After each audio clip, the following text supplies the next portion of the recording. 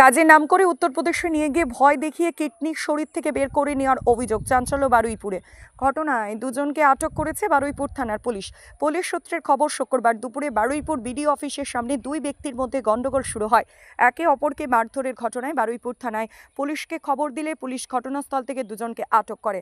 শামসুদ্দিন লস্কর বারুইপুর থানার হিমসির বাসিন্দা। গত 3 মাস আগে তাকে বেসরকারি হাসপাতালে কাজ দেওয়ার নাম করে তাকে নিয়ে যায় উত্তরপ্রদেশে।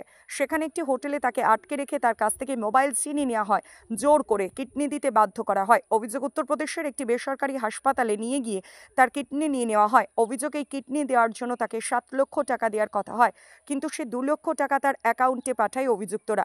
এই ঘটনার সাথে জড়িত থাকার অভিযোগে শুভ ভট্টাচার্য হুগলি জেলার বাসিন্দা। তিনি বৃহস্পতিবার শুক্রবার বারুইপুর ভিডিও অফিসে এসেছিলেন। সেখানেই তাকে ধরে ফেলেন শামসুদ্দিন লস্করের পরিবারের লোকজন।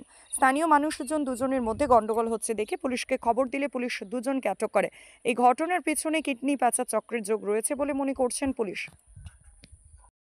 চাকরি হারিয়েছে, তারা তো মাও করে কামছে, কিন্তু নাকি সংসারের কথাও কি চিন্তা হচ্ছে না নাকি?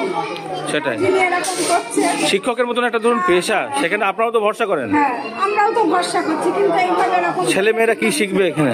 কিছুই তো শিখতে পারবে না। তো এখন কি মানে সুযোগ দিলেন নাকি আরেকটা? হ্যাঁ, আরেকবার সুযোগ দেওয়া হবে। এরকম সুযোগ আগেও দিয়েছিলেন? হ্যাঁ, আমি তো দেওয়া হয়েছে। তো এবার কি মনে হচ্ছে? লাস্ট দেওয়া যাক, তারপরে আমরা আবার অন্য ব্যবস্থা নেব। আপনার বাচ্চা ওখানে পড়ে? হ্যাঁ, আপনার নাম? সাধনা সরকার।